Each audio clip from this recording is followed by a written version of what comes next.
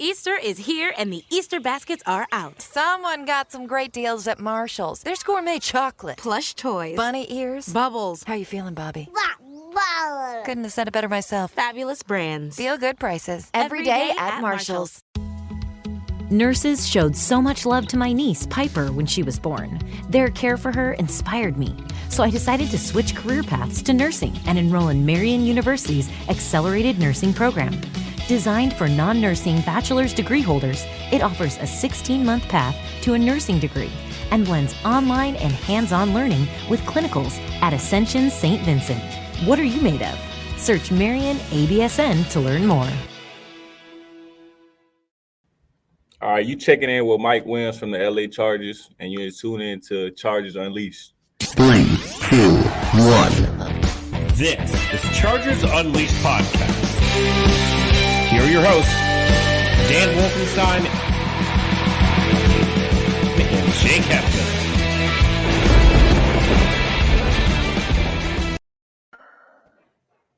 Welcome to another edition of Chargers Unleashed. Jake Hefner and Dan Wolkenstein here with you from the LAFB Network. Today's show, of course, being brought to you by UFC Fit and Temecula, Charger Bolt Family, Golden Road Brewery, Tick Pick, and MyBookie. Dan Wolkenstein. Go! Nothing more needs to be said, obviously. Dan, it's been a long time for you, myself, probably the entirety of the Chargers fan base where we can have a Sunday afternoon to where we're not sweating bullets, to where we're not stressed out coming down to the final 3-0s of the game. Dan, I didn't send you one frustrated text message, which I don't think has happened in the 2 years that we've been doing this show.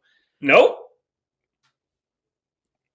And hey, we were due. We were due for a game like this. The Chargers, regardless what the final score indicates, roll against the New York Giants, did what they had to do, took care of business. This was not a trap game against the New York Giants, and a setup for a basically divisional control against the Kansas City Chiefs coming this Thursday night. Dan Wolkenstein, you were there, of course, with our close friend in crime, Ryan DeRude. What was it like? Oh, man. Oh, it was beautiful. Literally got to have my feet up, just relaxing. Got to see, Chase Daniel in the fourth quarter. Man. Okay, Jake, Chargers are 8-5. Let's go.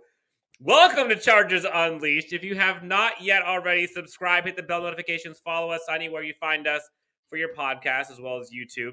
For those who are live with us in the chat, what's going on? Let's go, Bolt fam, 8-5. Leave a comment, engage, let's have some fun. If you have any questions or feedback, let us know. We are going to be going through all kinds of stuff today. We've got the Chargers versus the Giants recap. We've got Chargers Unleashed Hotline, Jake, sponsored by MyBookie. And we've got live reactions. Man, today is a great day. We've heard about the news with Rashawn Slater. We're going to get to that. I am not going to let that take away from how huge this victory was against the Giants. No Derwin James, no Keenan Allen, no Asante Samuel Jr. Yes, Giants were also depleted, but Chargers, Jake, and you know this more than I do, or at least as much as I do, Chargers do not blow out their opponents. They play down to competition. And what do you know?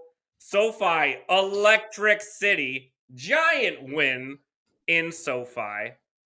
Chargers roll. Whew! The feeling I had when I checked my phone at the end of the fourth quarter and there were 0 text messages from Jake Hefner, I literally was like, do I have... Is this thing on? Is this service working? I don't understand. This is no way. This is so weird. Jake, your pessimistic ass has to be sitting there and feel like, what the hell am I going to say today? Now that the Chargers are 3 games over 500, firmly in the 5 seed, possibly in the 3 seed in a few days. You were on your couch. How do you feel about this win? I was feeling great, Dan. My pessimistic ass was just fine. What did I come on here and say last week? You asked me for my bold and my game predictions. I said, who gives a shit? I said, the Chargers just need to go in and win this game. I don't care how it's done. Take care of business. Get yourself in a position to where you're going to be battling it out for the number 1 spot in the AFC West. You've already put yourself, you handcuffed yourself a little bit there during the ebbs and flows of these last couple of weeks. The Denver game, when the Kansas City Chiefs had a bye, it set you back a little bit. But now is your opportunity to, you're going to really have to pull a rabbit out of the hat on this one if all things end up going the way that they are going. But you're in a position now to where you could be taking over the AFC West come Thursday. Man. So we're going to go through all kinds of stuff today. As we mentioned, we got the Unleashed hotline that we're going to go through here in a bit where we get live voicemails post-game. As we go through the comments and questions, we're going to do our best to bring those up throughout the show as we can. Shout out to Jonathan Herrera, Bolt Up. Shout out to Agon27 Bolt Gang with the 2 lightning bolts. You know we're bringing that energy, of course. Let's see, Jake. Where do you even want to start? I feel like we got to start with the thing that I think blew up the entire Chargers /NFL /Twitter universe, which was arguably the throw of the year across the league. Dan, I everybody was just freaking out. I even tweeted out, I even sent out an emotional tweet, which is not something I usually do. I usually take the Herm Edwards approach and say, read that one again. Are you sure you want to hit send on that one? And I didn't give a shit. I tweeted out, I said, keep your tape. Justin Herbert is a monster. And you know what? I can't say it any better. Dan, you can't say it any better. Just one more time, can we hear the actual call of Justin Herbert's H-bomb to Jalen Guyton? Go ahead. Play it up. Good friends, Daniel Jeremiah, Matt Money Smith on the call. I was there live. Let's listen up. Let's enjoy this one more time. We go on 3rd down. Here comes the rush. Rolling to his right as Herbert sets his feet, takes a shot downfield, has Guyton. Caught! Touchdown, Chargers! There is one quarterback in the NFL that can make that play, and he is on the field here this afternoon. 59 yards. Herbert to Guyton, and it makes no sense. No sense. That's the greatest throw I've ever seen. I'm not kidding you. First of all, I mean, what are we? Wow. Just wow. Everything that was in that whole sequence was just nuts. The fact that he gets that throw off, like you mentioned, Dan, because you've tweeted about it a million times already, with his feet not set, literally right before he gets hit. Big play, PFF, Dan Orlovsky, however you want to rate it. Play. Tape. Throw it on the board. Jeez. I'm watching this live, and so our good friend, founder of LA Football Network, Ryan Dyrud, he is there with us at the game, and I'm looking at him end of the first half, which we'll get into kind of a play-by-play here in a bit, but end of the first half, I'm thinking, man, we got the ball back. I would love to see just one deep shot. Screw it. I know we could do a halfback draw, whatever. 3rd and 11, I'm like, here we go. And I'm watching this unfold. And I see, first off, I'm like, oh no, he's going to get sacked. Wait, okay, the ball, wow, that's going far. Oh my God, Jalen, no. And I couldn't throw, I can't throw a ball 30 yards, let alone 65 yards, whatever.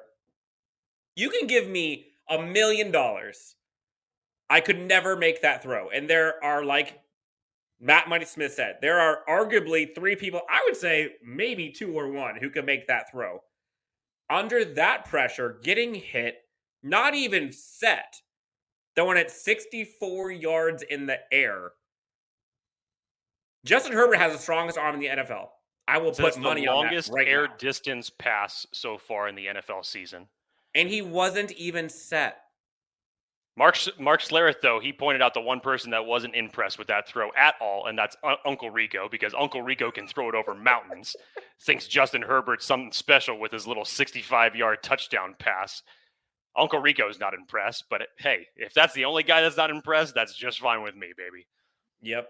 Yeah. All right. So, Jake, I think all of us, Agon27 has a comment here. Great win. We were all worried for nothing. The Bolts handled business. You and I were texting pregame when we heard the Derwin news. And I was like, oh, no. Like, this can't happen. There's no way. There's no way. This is way harder than it needs to be. Fast forward about 2 hours. My feet were kicked back. I was fine. Everyone was worried because this is what the Chargers fans have been used to, as much as this year. Thank you. I mean, I'm not talking last year, but this year, up and down, up and down. The Chargers have not shown who they are consistently all year long until this past Sunday. Dan, it's not just last year. It's not just what's happened in certain games this year. It's over the better part over the past decade that things like this just so happen to rear their ugly head and be in a position to derail a good Chargers season. And like you, much of the times when the Chargers have flipped the script in certain situations where normally, historically, they would lose games, they've been able to pull out victories in those situations. And here was no different. No Keenan Allen. No problem. I thought the involvement that Josh Palmer and Jalen Guyton got in this game and the rapport that they were able to build with Justin Herbert was flat out amazing. I loved the aggressive play call from Joe Lombardi from the jump. Dan, this was actually the game that I loved. Screw the fact that it was the Giants. All I wanted the entirety of the year was consistency. Show me 2 games where your game plan shows the exact same type of aggressiveness, that you're opening up the entirety of the playbook, maximizing all of the physical attributes that Justin Herbert has to offer you. And we saw it last week in Cincinnati. We saw it again in this game against the New York Giants. This was a phenomenally coached game by both Brandon Staley and Joe Lombardi. Justin Herbert was throwing out of his mind. Josh Palmer, I mean, save his touchdown catch that he made a great route run on, but it was the one that I was really impressed with, that I almost thought Herbert was going to overthrow him, but he high-pointed the ball just where Joshua Palmer can get it. Take that, Dan Orlovsky, because those are the plays that he always looks at, and it was a beautiful catch. It was a beautiful catch. They opened up the game with a 15-yard strike to Mike Williams. Obviously, the plays to Jalen Guyton. They were just rolling. I was even more impressed, Dan, with the second offensive drive that the Chargers had, where it just became the Austin Eckler, Justin Jackson show. And it's like, okay, well, we're going with this. And then by the time that drive was done, Austin Eckler had 8 carries for 24 yards. Or no, I'm sorry. No, it was 6 carries for 24 yards at that point. I think just an average. The Chargers in that drive alone were averaging 8 yards a carry. So holes were being opened. They were able to run the ball down. And I was like, okay, well, where's the pass coming? Where's the RPO? Where's the play action? And they didn't choose any of that. It was just like, we're just going to keep running it until this isn't going to work anymore. And Austin Eckler ends up getting the first points up on the board. But aggressive all the way through. Say what you will about the end of the game. Yeah, you don't want to see it when you have a blowout like that the Chargers don't usually get those opportunities for. And yeah, you put the backups in, but you put the backups in. When was the last time that the Chargers ever got an opportunity to put the backups in, for crying out loud? Ryan Clark said it best. He said, definition of a blowout is when Chase Daniel comes into play for your team. Can't say it any better than that. Yep, no, I agree. Quick shout out to Matthew. Bolt up, boys. Can't wait for Thursday. Hope Slater can play. If you're going to be at the game, let us know in the comments. Can't wait to see you there. I will be there along with my wife. Going to be electric. Jake, you mentioned it real quick. Someone actually mentioned this. I want to get your take. Jonathan Herrera mentions, being at the game, it seemed like the Chargers defense didn't worry about being aggressive near the end of the game. They just wanted to be done with the game, but I kind of wish they wouldn't allow points. Okay. Saw this live. 100% agree that the score would have looked so much better if it was 37-7, but I'll take a 37-36 victory with everyone healthy all day. I wish the Chargers would have continued with the 37-7, but the onside kick thing that ended up not costing us because of the Neiman interception.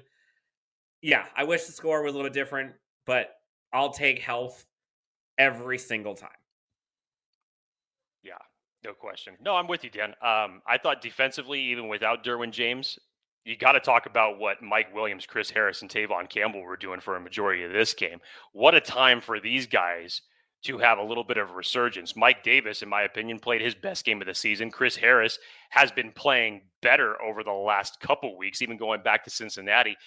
These guys had, Dan, I want to say just between Mike Davis and Tavon Campbell, I think they had 7 pass breakups between the two of them. That's more than Tavon Campbell's had all year. I think that's more than I can recall Mike Davis having this entire year. And then in one game, not just 7. I'm just talking about in general. I mean, It was a great game for the defensive backs, given the fact that you didn't have Derwin James. And everybody was freaking out before the games because everybody's seeing like, okay, it's now going to be Ben DeLuca is going to be in there for the emergency safety position. You may be shifting Chris Harris back in the safety position, but at the end of the day, it didn't matter. I do wish you probably could have gotten a little bit more pressure on Mike Glennon throughout this game. Joey Bosa obviously got the strip sack. I know I'm missing one. I think I'm missing one more sack in here somewhere, but I really wish I could have seen a little bit more pressure. But I think that, again, that was a lot more geared towards what the Giants were doing and running the ball.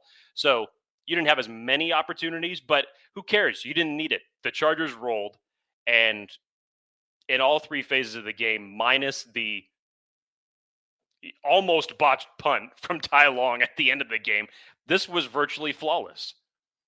Justin Jones was the other one who had the sack in that game. Shout out to Craig Smith, by the way. Been a while. What is up, buddy? Craig? Good to see you, buddy. And he's going to be at SoFi on Thursday. Game of the year. Game on. For those who had Josh Palmer on their fantasy team on the bench all year, like our good friend Matthew, you done well. This kid looks good. I have to believe that was a 12 or 16 team league if we were going that deep, but good job. If you finally used him, it was worth it. Awesome. 5 catches, 66 yards, 1 touchdown, which that touchdown breaking ankles, by the way. That was a Keenan. Like, did you see him do a little Keenan dance at the end? I was loving it. I was dying. That catch you mentioned from opposite hash, that throw was ridiculous, but now it's seemingly happening every week. I really like Josh Palmer. I think he's going to turn into quite a wide receiver 2 or 3, even higher, depending on where this team ends up going with their wide receiving core. So, Chargers beat the Giants, move to 8-5. Justin Herbert goes casual 23 for 31, 275, 3 touchdowns, no interceptions. I believe he is the fastest player in NFL history to have 30, or youngest player in NFL history to have 2 straight 30 touchdown seasons to start his career. Sorry, he's the only player to have done that. I believe he is the 3rd youngest player in NFL history to have done what he has done. This kid, this is not normal. Like, this is so insane what this kid is doing. His QBR right now, Jake, I believe he is number 1 in the NFL. Over 100 for the season for quarterback rating. Like,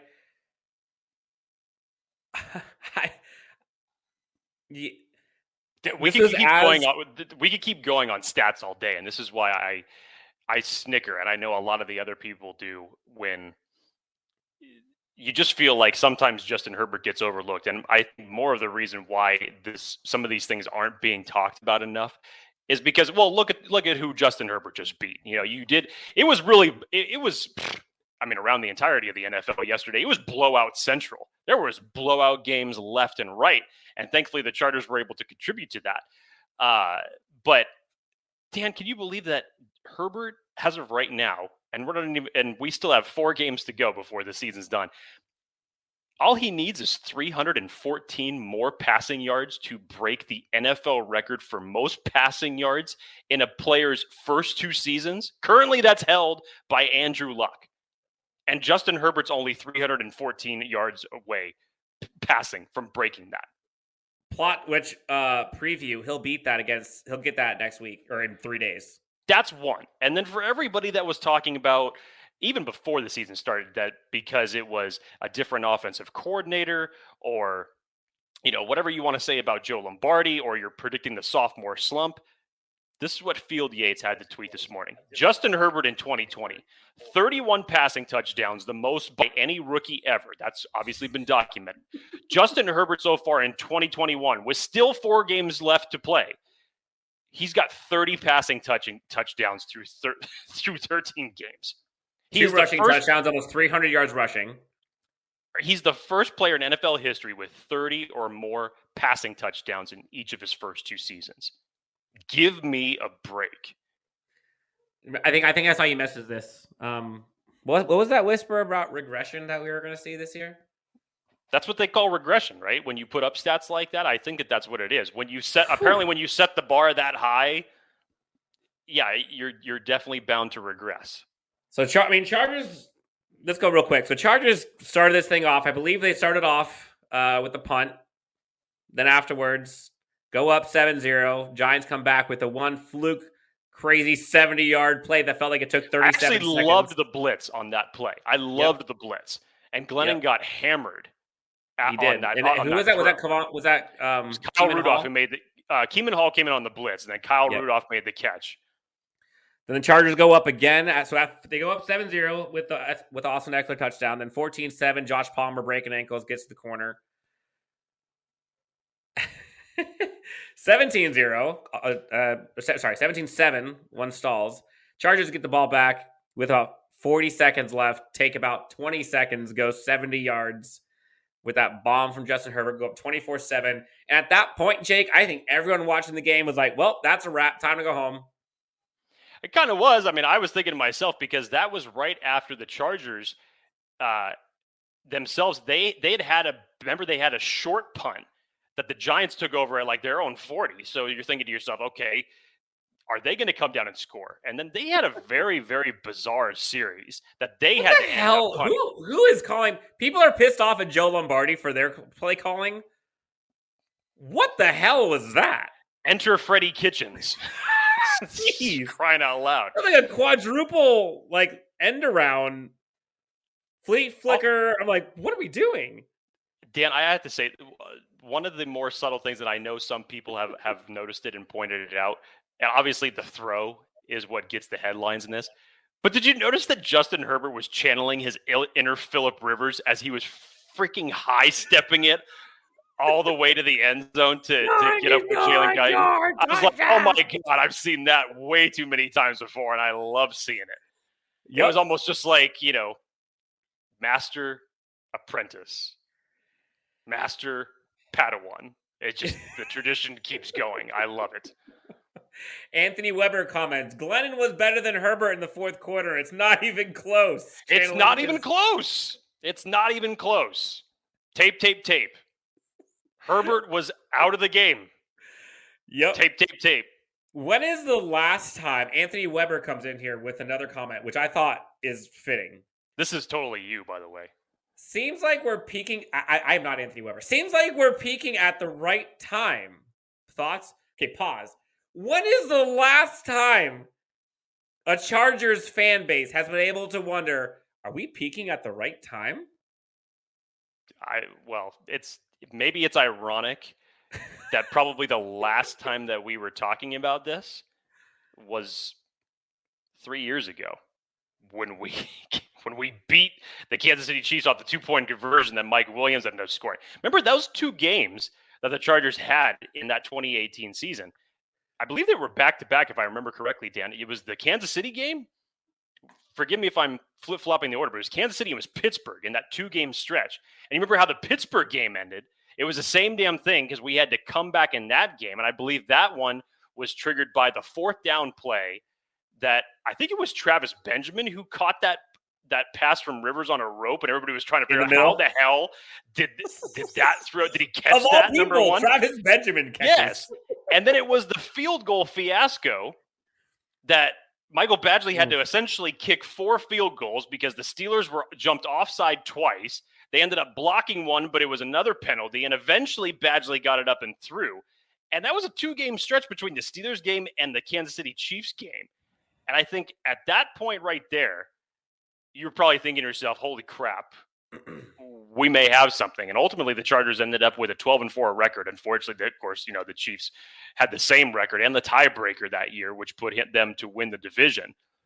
But yeah, Dan, I mean, it's 2018, especially with everything that has gone on in the world. 2018 seems like a long, long time ago. Yeah, it really does. So yeah, it's been a minute since we've gotten a chance to enjoy Chargers football in December, and so would you say, start looking towards to January? Would you say they're peaking at the right time? I am more confident in these last 2 weeks that this is the case, and I say that from what I've been asking for all year: consistency, and not just putting together wins, because the Chargers obviously did that when they started off at 3-1. But I wanted to see the same aggressive play calling. Yep.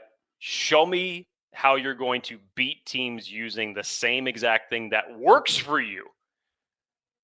Let your quarterback use all of his physical abilities.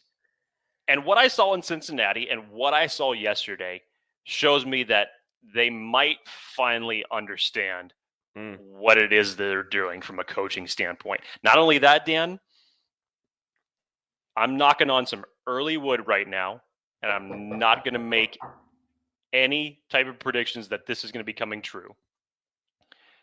The indications are from Brandon Staley is that they expect to have Derwin James back, hopefully. Check. Said he's obviously going to be limited. Austin Eckler apparently was good enough to go back in the game against the Giants. You're going to probably have him back for Thursday. Asante Samuel Jr. started some limited work last week. If you were going to bring him back for any game, as risky as that is, as much as I've even erred on the side of caution, could you get him back on Thursday? Could you get some other players that have been on this injury list, more so from the depth perspective?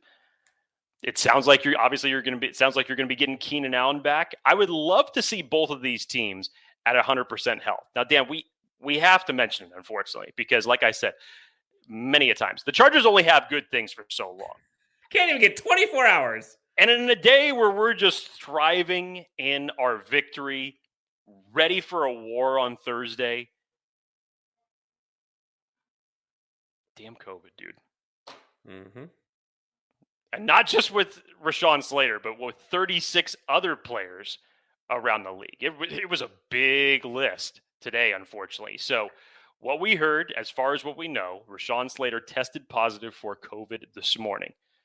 Under the protocols, he has to have 2 days of negative testing in order to be cleared for this game.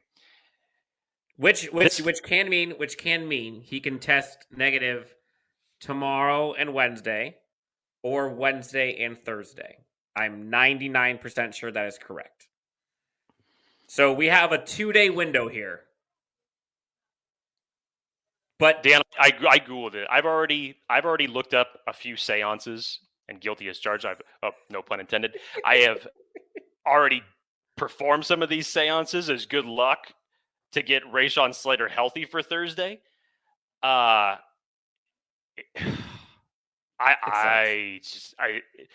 This is, of course, the week that it has to be short. This is, of course, the week that it has to be on Thursday Night Football. Rashawn Slater is vaccinated. So if this game was on Sunday, there was probably be a good chance that you would have him ready to play. Mm-hmm. Dan, I don't know about this. I don't know. And as I got you. You're trying to look, you've already proven to me from our earlier conversations that you're not going to convince me about this. You tried. I wasn't buying it. Craig is asking very nicely if you would be, so explain to him how you can keep him from punching himself in the face after hearing this Rashawn Slater news, given what we know is behind Rashawn Slater in the depth for the offensive line. We are going, Craig, I see you and I hear you. Craig, for those who do not know, Craig is asking in the comments, I'm here to see if Dan can convince me not to punch myself in the face after today's Slater news. I will do that as soon as we get back from our first hotline voicemail left from Chargers Unleashed hotline. Chargers Unleashed hotline is live. We've got 3 to go through today. Go ahead. Sorry, I was ready for it. I didn't like the fact that you teased it like that. It's like, I'm teasing it because look, we're bringing this. We're not letting this happen. I will let you not punch yourself in the face, Craig. Don't worry. Chargers Unleashed hotline brought to you by TickPick 323-374-5651. Go to tickpick.com/unleashed, and you can get arguably the cheapest seats. Although this next game against the Chiefs might be tough to come by, but Broncos game coming up in January, you get the cheapest seats on the market, cheaper than StubHub, cheaper than Ticketmaster. Go to tickpick.com/unleashed. Check them out. Jake, 3 voicemails that we're going to get through. The first one we have is from the 719 area code. Let's hear what they have to say after the Chargers victory. Turn that volume up to 11. Yeah, well, hold on. There we go. Yeah, being a Charger fan since Fouts was a rookie, this has been the most excited time I've been a Charger fan in a long, long time. I just say defense, we need to shore it up a little bit better, but aside from those 2 garbage TDs, well game played. Well game. I've been saying this. Yeah, you've been saying this a lot, actually. Most excited this Chargers fan base has been since forever. I was saying since like the Super Bowl time, maybe like the 04 season, 06. You're more excited about this team currently sitting at 8-5 than the 12-4 team that went to the playoffs in 2018. 100%. I think this team would smoke that team. 100%. And we're not going to get into the Herbert versus Rivers discussion, but I'll take Herbert on that team for sure. Yes, shout out. Thank you so much. Been a fan since Fouts' rookie season. He's been through a lot. We think we've been through a lot. That's a minute. Thank you for calling in. Okay, Jake, you ready? Please. Craig, spoiler alert. Get your fist ready. You can't wait to hear this. All right, so Craig, just to put some context here. Oh, my Lord. Craig is wanting, and I'm sure there are probably many Chargers fans who want to punch themselves in the face because, of course, Chargers first round, arguably all-pro, Pro Bowl, left tackle, Rashawn Slater. Second most important player. Arguably most important player aside from Justin Herbert. Tested positive for COVID and is possibly out for Thursday. And he goes on to say, Kansas City has somehow managed to luck their way into following matchups: Green Bay without Aaron Rodgers, Dallas without Cooper and Lamb, and now us potentially without the likes of maybe Rashawn Slater, maybe Derwin, Asante, etc., etc. Now, for the record, Rashawn Slater being out of this game is a big loss, and it sucks, and it would be a blow for sure. Rashawn Slater is a stud, but let me remind you, okay? Rashawn Slater did not play in 2020, and Justin Herbert had the best rookie year of all time by a quarterback. Sure. Is there more going to be on Justin Herbert's shoulders if he doesn't play? Yes. Would you be surprised if the Chargers end up being in a track meet game 36-37? Whoever has the ball last has a chance to win? I wouldn't be at all. People want to sit here and crown the Chiefs defense now because all of a sudden they're playing these great games and their defense is coming out, balling out. All of a sudden, it's flipped the script. Chiefs going to the Super Bowl. I never thought the Chiefs were not a great team, But I also never bought into this Chiefs defense all of a sudden being elite and legit. They've played trash teams. The only positive victory that they have had against a good offense was the Cowboys. Every other team they played, the Raiders, give me a break. The Giants, come on, now they barely beat them. Like, who have they played in the last 6 weeks that you would say, oh yeah, that's a good offense? Chargers, by far, are the best offense this defense has ever played in 2021. So, would Rashawn Slater make this game a better matchup? Sure. Entertaining? I don't know. This game is going to be fireworks regardless. It sucks, but we don't know yet. One, Rashawn Slater still could play. So, temper the alarms here. Seriously, who's blowing up my phone? Oh, yeah. Powerball. Big news. Powerball now draws 3 days a week. Mondays, Wednesdays, and Saturdays. Play now. Please play responsibly. Must be 18 years or older to purchase player claim. Spring it on with 40 to 70% off almost everything at Gap Factory and GapFactory.com. Matching styles for the family are on sale too. Shop it all through April 12th. But more importantly, Justin Herbert is that good. He's better now than he was last year. And last year, he was damn good. So, like, before we all of a sudden decide, oh, season's over. Now we're going to be the 5 seed. Now we're maybe not make the play. Chargers just had a huge, I can't tell you how huge this win was against the Giants. 8-5, solely in 5th spot. If they win somehow this week, they are in their 3rd seed with home field advantage in the first round, atop the AFC West. But let's be real with ourselves for a sec. The Chargers just finished beating Kansas City in Kansas City. Did anyone think that they were going to go 2-0 against the Chiefs this year? There is a possibility the Chiefs can go 2-0 this year. And honestly, if those guys you mentioned earlier, Jake, Keenan Allen, Asante, Derwin, Jake, if they're playing, they're winning. Spoiler alert. But we'll get to that later. The news about Rashawn Slater sucks, but because we won this Giants game, it matters so much less for our playoff lives. Wait until he is officially not playing. Look, Craig, but Trey Pipkins, I know he was there last year. The black eye is for you, Dan. Don't do that to yourself. You need to apologize to Craig. Come on, Dan. Craig. You need to apologize to Craig for forcing him into this right now. Craig, are you kidding me? I'm sorry that you punched yourself in the face, giving yourself a black eye. I'm kicking my ass. Do you mind? Dan, I don't know. Look, we're all on a high after the win yesterday. Highlights to prove it. Justin Herbert breaking records to prove it. We're good. To a certain extent, I got it. I don't know what side of the bed you woke up on this morning. I don't know if you had 3 acai bowls and 6 protein shakes and you're just feeling healthy as an ox. I don't know what you had for dinner, for crying out loud. I haven't had dinner that has yet. you in such a good mood. Yes, I know you are the eternal optimist, but that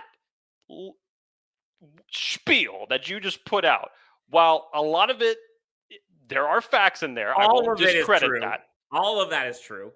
But to hear the level of optimism coming out of your mouth right now, when we're talking about the possibility of Trey Pipkins playing at left tackle, of course, in the biggest game of the year for the Chargers, when say what you want about the opposing offenses, that's fine. But this Chiefs team that the Chargers are going to be playing on Thursday is vastly different than the Chiefs team that they were playing earlier on in the season. Frank Clark wasn't there. Obviously, they picked up Melvin Ingram. Their front seven's playing a lot better against trash offenses. Dan, I get that. But guess what? What do you think is going to happen when you put their front seven against a trash left tackle? Your right tackle and your right guard already this week against a Giants defense gave up 8 pressures, Dan. Now you're going to be playing without a third offense. Dan, I get that, but it wasn't Trey Pipkins there 100% of the time. It is not the same situation. I get it. He bounced around here and there, and it may have felt like it was him on the left side, but it wasn't him. So give me an offensive line combination that is anything but Trey Pipkins at the left tackle. I don't care if it's Filer. I don't care if it's Brennan Hymus, even though I know that that's probably not going to be it. But everything that was indicated for what was asked for Brandon Staley today, every arrow is pointing that it's going to be Trey Pipkins to take over the left tackle spot. And just for those who have not heard the news, Trey Pipkins, I wish it was Trey Pipkins, not Rashawn Slater. No, I don't wish that upon anybody. Rashawn Slater, unfortunately, tested positive for COVID today. He has the potential of not playing this coming game unless he has 2 negative COVID tests between now and game time, which means he needs to have 2 tests either tomorrow and Wednesday or Wednesday and Thursday. I feel like he's been fine. He was great yesterday, so I imagine, I don't think he's that symptomatic, but who knows? We're going to get all into the Chiefs game coming up. So let's get back to the happiness that was, and that is, the Chargers are 8-5. This is a tough transition to go backwards now, my friend. Brad Fuller just found out the news. At least he made sure not to spell it correctly. I appreciate that. No.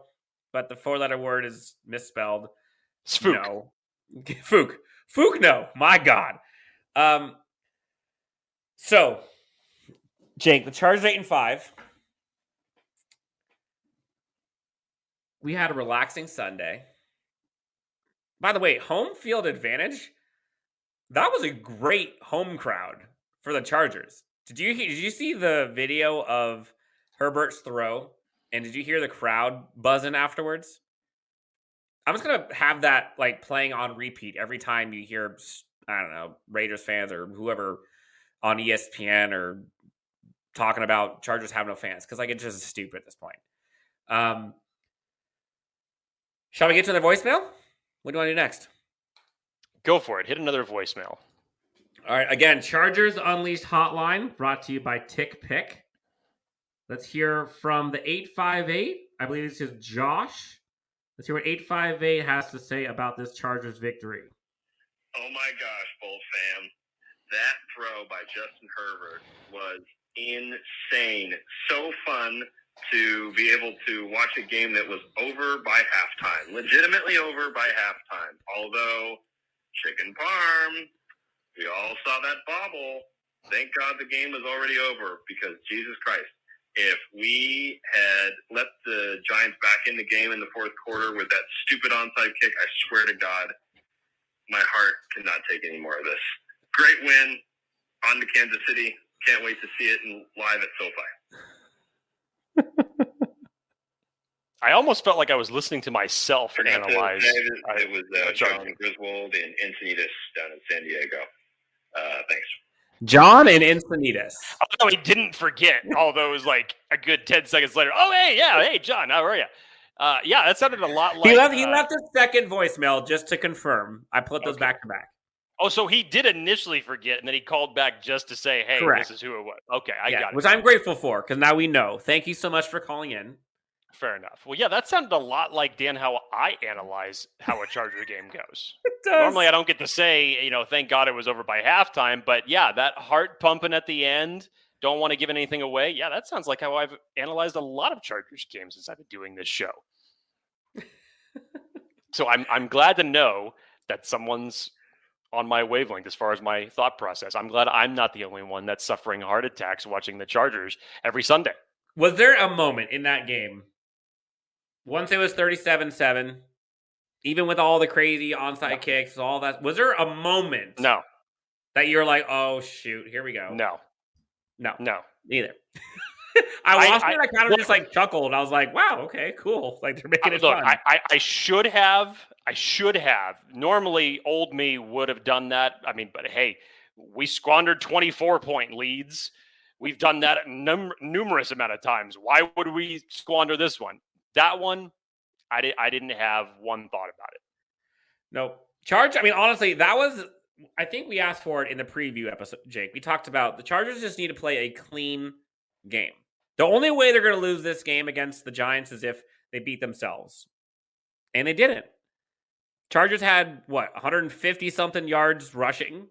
They did a good job of sharing the load between Eckler, Kelly, Jackson. Their receiving core without Keenan Allen, honestly, looked pretty good. Guyton looked good. Palmer, Mike Williams. I mean, I honestly thought we were going to see more of Jalen Moore, but we didn't. I would have been surprised. Jason Moore, excuse me. Defense, I mean, again, we're talking. The Giants' offense was not good, man. That was bad. But, like, they held Saquon Barkley. I think he had, 50-something yards, maybe? What do you have? 64 yards. 64 yards for him, 56 for Devontae Booker. I'll take that. So you still gave up 100 yards rushing? Yep. I think they technically gave up less yards rushing than their season average, I want to say. I'm just playing. It was virtually the only weapon that the Giants had because it was either that or it was the 16 reverses and the 48 flea flickers that you try to lump in one play. And all of that just to have Mike Glennon throw it at a running back's legs. Yep. Craig asked, I just checked the forecast. Are you going to bring a jacket? Yes. I was wearing a thermal. We've got rainstorms that are actually starting tonight, Dan. And then they're going to kick back up on Thursday. So bring the rain. Hey, I'm just saying. The last time that there was a rain and a thunderstorm in SoFi, it worked out pretty good. Last time, my wife and I are literally walking into SoFi at the Raiders game. Lightning strikes. My wife goes, "Oh, that's a sign. Oh, that's a sign." Bam! Bam! Well, Chargers win. If it's Trey Pipkins that's starting at left tackle on Thursday, we're going to need, blackout, legitimately shut down power to SoFi so that it's not operable until Sunday so that we could have Rashawn Slater back. That's what I say should happen. That'd be nice. I mean, the traffic would suck, but that'd be nice.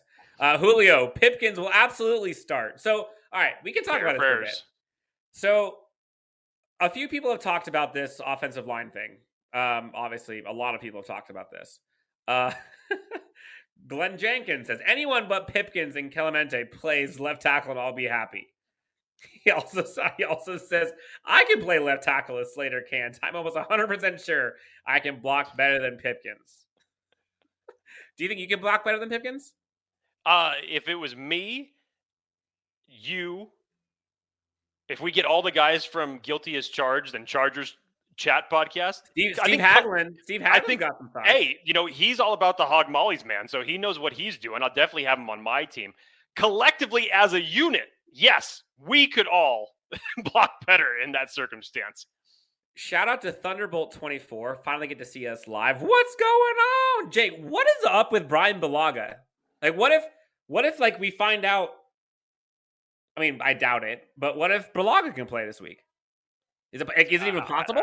No, there's no way it's possible. I mean, he hasn't gone on IR. There's no indication that they're putting him out for the season. The last I heard from Brandon Staley saying that, I think it was 2 weeks ago when it was the latest update on him.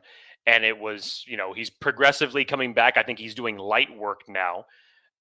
For him, we know what his problems have been, and the back injuries are no joke. So best thing for him right now is to keep him out. If the Chargers do end up, making a nice playoff run, that'd be a good time to bring him back if he's healthy.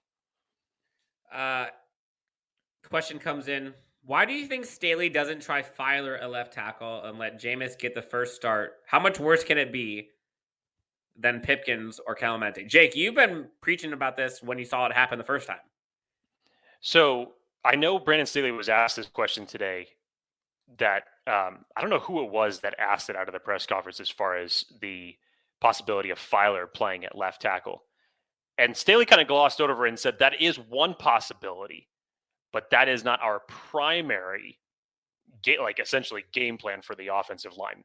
He didn't say Trey Pipkins, but you just think in the back of your head that is the primary option that he's going to go with. He said, to be perfectly honest with you, I don't know why Filer is not the primary option at left tackle. If we are going by experience, which is what got Sino Calimente the guard job over Brennan Hymas, then you'd figure you would go with that same exact logic when we're talking about Matt Filer in this circumstance. I think that would be the best thing. You're still having a huge change in your offensive line, moving Filer to tackle, bringing in Hymas. You still have Corey Lindsley at the center position, and then Schofield and Norton as your tackles. Offensive line's going to shuffle. And trust me, if that ends up being the combination, it's going to go through some growing pains throughout the game. There's no question about it. But I will take that any day over another scenario where I have to say Trey Pipkins at left tackle. Look, I could swallow Trey Pipkins at right tackle. I wouldn't want to see it, but I could swallow it. But if you're telling me that he's...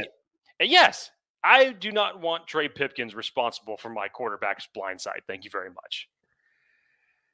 Well, Brad Fuller comes in, says, I'm not sure which clown we're referring to. I'm pretty sure it's one of those two you just talked about. It's going to need a lot of help with chipping or a stellar game. And also, Brad, thank you so much for the shout out. Love the show, man. Never miss an episode. You guys kill it weekly. Brad Fuller, we hear you. We see you. Thank you. I think that's a Chargers hat that he's got in his profile picture. Is that what that is? I think it is. I can't fully tell. I'm going to say it is. Shout out, Bolt fam. All right, Jake. Third voicemail. Chargers Unleashed hotline brought to you by TickPick. Again, TickPick.com/unleashed. One of these times I'm going to get it right. Go to TickPick.com/unleashed. Get the cheapest tickets around. It's going to be hard to find tickets for this Chiefs game for any type of cheap price, but for the Broncos game coming up January, check them out. Again, TickPick.com/unleashed. Third Chargers Unleashed voicemail from the 570 area code. Let's hear what they have to say after the Chargers beat the Giants. Remember, Chargers just won. They're 8-5.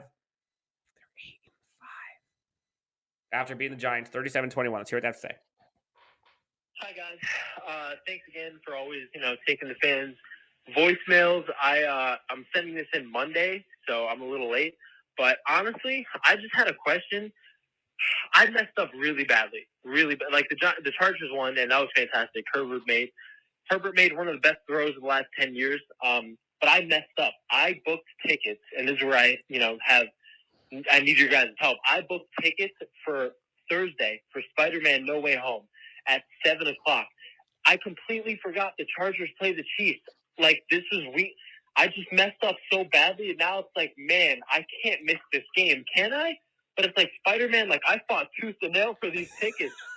I genuinely don't know what to do, and my heart says I got to watch this game because the way this Chargers team has played all season, they've battled through it all. Herbert has been playing phenomenal.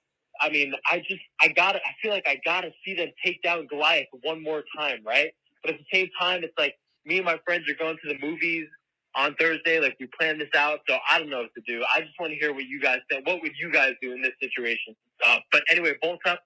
If we take down Kansas City, we get the Texans, we could be staring at the 1 seed should the Patriots lose 2 games, right? And that's not far-fetched. Like, Mac Jones, I could see them losing a couple games. But anyway, bolt up. Thanks for taking my voicemail if this makes it on the show. Oh, my God. That sucks. First off, I feel his pain because when the tickets for Spider-Man No Way Home went on sale, I was working 3 different devices for the better part of an hour and a half. Really? And I finally got tickets. I didn't get them for Thursday. I got them for Friday. So, P.S. for anybody who's going to be spoiling anything Thursday, don't. I'm going to be muting all the keywords. But, oh, my God. Okay. This really tugs at my heartstrings because obviously I'm a huge nerd when it comes to the MCU. To me, Dan, you're not gonna like my answer to this. We've been waiting for we've been waiting for Spider-Man No Way Home for way too long. Longer than this game? Yes. Longer than this game, Dan. Come on. I understand the circumstances. But look, and the reason for this, look, opening night in an atmosphere on a Marvel movie, especially one of this caliber, is it's a pretty good time if you've never done it before. And the fact that we've been waiting for this movie for a long time, and the fact that it was so hard to even get tickets in the first place, I don't know how you could sacrifice that. I mean, I really don't. I know that the movie's going to be there. I got that. But he put all that effort into getting the tickets. We've been waiting for this movie for so long. I'm kind of going to have to give the edge to Spider-Man No Way Home in this case. No! I know you're not going to hate it. I know you're going to hate it. No. I was about to crown you. I was about to give you like the what would Jake do instead of what would Jesus do. But nope, screw that. I'm going to do what would Dan do, WWDD. Dan, if Trey Pipkins is playing left tackle in this game, Spider-Man No Way Home. Do not ruin your Thursday night. No! The Chargers they're 8-5. You are at a brink of the season where you can beat the Kansas City Chiefs, go number 1 in the AFC West. Bolt fan about to freak the F out, and you're going to go watch Spider-Man? You're going to watch spider-webs getting shook up everywhere? What are you doing? No! All season, you have 17 games. You have the rest of the year to go watch whatever the hell movies you want. But these days are for Chargers. And if you're going to not go to a Chargers game, arguably the biggest game of the year, and you're going to watch effing Spider-Man, get out of here with that. I'm sorry. That is not okay. Any Chargers fan who admittedly watches this Spider-Man movie, or any other movie for that matter, at the same time as this Chargers game, miss me with that one. No way. I don't care if it's Legends of the Fall, Gladiator, Endgame. I don't care if it's a Disney movie. Legends of the Doesn't Fall. matter. Oh, that's a classic. But you're talking about something way on a different level. I'm talking anything. If you are not watching this Chargers game on Thursday, what are you doing? Okay, fine. So yes, it is a problem. I get the problem. Got me. Question: Is there a possibility? Like, can you? I don't know if this is. Can you do a thing where like you sell it on StubHub, like your movie ticket?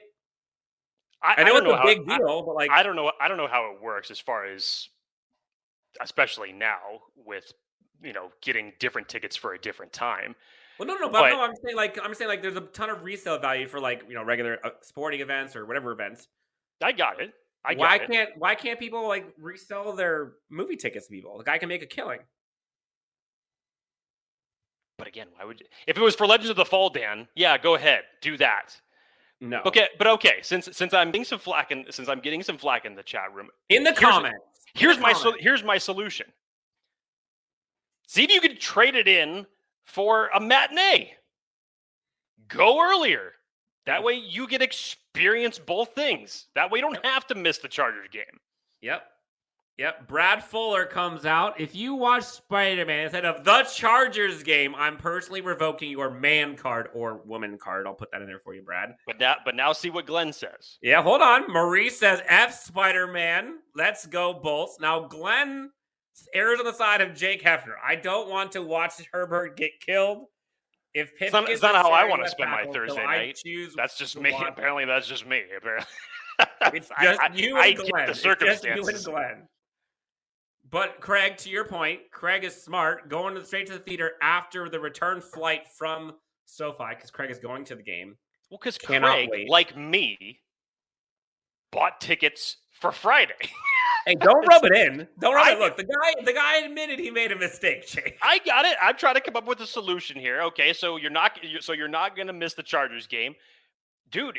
Hell, see if you can sneak into a matinee. Switch your tickets to a matinee.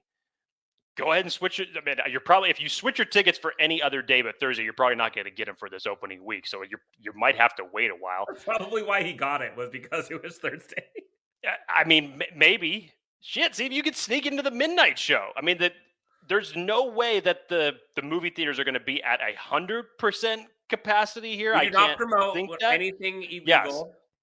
But look, if you happen to stumble upon the wrong movie theater and wait 2.5 hours, if you happen to go to the old school way of thinking, if your ticket just so happens to be for West Side Story, and you so happen to sneak your way into the Spider-Man theater, you know, MacGyver this shit. Do something about it. Thunderbolt 24. That movie can wait. Okay. Glenn, I'm a nerd when it comes to the MCU. I'm guilty, but this has gotten so heated that Chargers Marge has come in. Oh my lord. And has a bone to pick with you, Jake. Go ahead, read it. I'm screaming from the other room, Jake. You have the rest of your life to watch that movie. How many opportunities do you have to watch this game? I get it. Thank I you, get it. It's not my fault. It's not my fault. I'm now coming up with solutions. Now that I'm basically getting, mugged in the chat room right now, I'm coming up with solutions. Bullying is bad. That's just normally me, because I know that if he can't switch his tickets and he can't go see a matinee, he may not be going to see this movie for a while. And by that point in time, the spoilers are probably going to go out. It's probably going to get ruined for him. So I feel bad for the guy. I do. It was a faux pas on his part, scheduling or getting the tickets for this game. He done messed up. Man, all right. So enough about Spider-Man. Look what he ended up doing to us. Biggest game of Herbert's young career. I ain't missing this for nobody. If Glenn comes back, this is great, Jake. If Glenn comes back, if Slater does happen to play, I would definitely pick the Chargers game over Spider-Man. Jake, WTF, Mauricio Molina. Okay, Jake. Chargers beat the Giants thoroughly. Manhandled that team. 8-5, currently in the 5 seed. I think they beat them in almost every statistic that there was. To end this episode, Chargers have 4 games left?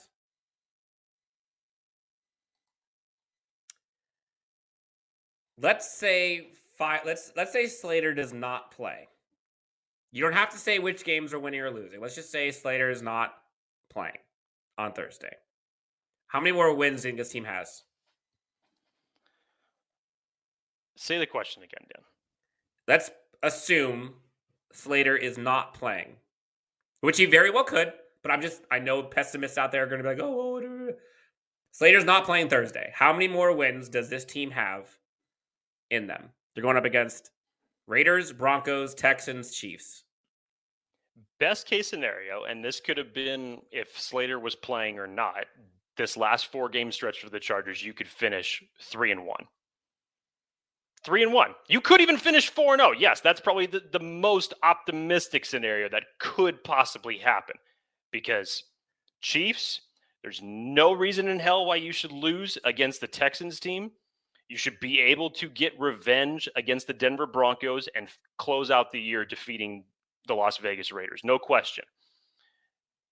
3-1 ain't that bad to close out the season. I know that the 1 is what we're all thinking of. The most realistic option to lose is coming up this Thursday. Mm-hmm. I know that that's not something that we want to hear. We don't even want to be talking about losing to the Chiefs. But realistically, if we're looking toward the future, that's the one that we would probably be looking at as the 1 loss. Which it could happen. Right. Now, you look at the Chiefs' remaining schedule. They've got us. They have the Pittsburgh Steelers. They have the Bengals, and they finish out against the Denver Broncos. Is it possible, maybe not probable, but possible that they could drop anyone in there? Maybe. I think they'll drop one of those. They'll go 2-1 in there. You think they'll go 2-1 in that stretch? Mm-hmm. Okay. So I don't know. I understand how big this game is, and I understand that possibly not having Rashawn Slater for it is just it's killing me, Dan. It's killing me a lot more than it's killing you. No, it sucks, but that's why this Giants game was so huge. Imagine if they lost that Giants game somehow. This would have been catastrophic. Or imagine if you beat the Denver Broncos when the Chiefs were on a bye. We're not going there. Okay, real quick. We haven't talked about this, Jake. I'm glad that someone brought this up. Aegon 27. How have we not talked about Bosa's strip sack celebration? Okay, so I saw this live, and I looked over, I'm like, what the hell is he doing? And then I remember back. Jake, did you ever play Halo? When you were younger? At first, I didn't fully connect the dots that's what he was mimicking. But I'm like, what in the hell was that he was doing on the field? It was like, I'm like, is he squatting? And then he just did like a quick little up down. And then when I figured out what it was, I'm like, first off, Bosa was so smart to first walk 10 feet away from the action and everybody getting back around to hike the football. He walked 10 feet away just to do his teabag squat. It was hilarious. And I would love for him, love for that to be his new touchdown or sack celebration. Other than this, I would love for it to just now be. The Chargers lead the NFL in strip sacks and forced fumbles to the quarterback, which I'll take that. And you notice, I think it was Mark Slater who called it on the broadcast. You notice how Joey Bosa didn't even go after the quarterback there? Like, he was full on targeting the ball the entire time. I don't think he even touched the quarterback until after the ball. Yeah. That's a guy who knows his priorities. Like, you get that ball first. So that's going to wrap up the post-game reactions of the Chargers versus the Giants. Giants are now, I think they have like, the 6th and 7th pick in the draft right now? Like, they're sitting pretty, at least if they're focusing on that. Chargers, we don't even get to talk about draft picks yet because we're still in playoff mode. Glenn, you are correct. We are all Steelers and Bengals fans. We're also rooting for the Colts and the Bills. Big time for Chargers fans. Big time for the Bolt fan. Big time for Chargers. We got to be there for them. Go to SoFi if you have not been there yet. This last game was electric. Jake, before we get out of here, we got to pay the bills. Our friends over at MyBookie have been helping us out. Sponsored by MyBookie. Jake, you gave someone some unsolicited advice this past week. It was very unsolicited, especially for the fact that it was a huge, odd, underdog of even happening. If you were watching UFC 269 this week, first off, what a freaking card that was. I even said, Dan was asking me point blank as far as the championship fights goes, who would I take? And we got to the Amanda Nunes fight. And of course I was saying Amanda Nunes, but I was saying to everybody else, I said, if you want to make money, put some money on Juliana Pena, because that's the only way that you're actually going to get a nice payoff. And shocked the world. Juliana Pena did that. And then of course we had the main event between Charles Oliveira and Dustin Poirier. And that was even a big surprise to me. I did not see that result coming out, or especially even in that fashion. So it was a great card. So we actually have another card this week for you UFC fans. UFC Fight Night, Derek Lewis versus Chris Dukakis, Stephen Thompson versus Bilal Muhammad. Another UFC card. Make sure you go to MyBookie. Use the promo code LAFB. MyBookie.ag actually is the website. Go on there. Make your bets. Thank me later just for referencing the site, not the bets themselves, because that's not what I do. But go on to mybookie.ag, have yourself some fun, make yourself some money. Do it today. Guys, this is going to wrap up this episode of the live recap of the Chargers-Giants win for the Chargers. Giant win for the Chargers. Shout out to everyone who has taken a part of this episode. Shout out to Glenn. Shout out to Brad. Shout out to Il2873. Shout out to Mauricio. Shout out to all the other names that I'm not going to be able to pronounce correctly. Shout out to Craig. Craig Smith. Shout out, friend of the show. Julio. Aegon. We already talked about you. Wrong Speedy. We got Ann Powers. We've got all kinds of folks. Thank you guys so much. Anthony Weber. Jonathan Herrera. Robert Carper. We've got all kinds of stuff going on here. Thank you guys so much. Again, if you have not already, give us a quick like, subscribe, find us wherever you find your podcasts. Folks, thank you so much. Hydro comes in here. For folks who do not know what happened with the Joey Bosa strip sack celebration, check out Hydro. He'll let you know. Shout out to Mauricio. Shout out to Manny. Thank you guys so much for all of the positivity. And we will talk to you guys next time on Chargers Unleashed. Big game on Thursday. We need this. Bring that energy. Let's have some fun. Talk to you guys later. Seriously, who's blowing up my phone? Oh, yeah. Powerball. Big news. Powerball now draws 3 days a week. Mondays, Wednesdays, and Saturdays. Play now. Please play responsibly. Must be 18 years or older to purchase player claim.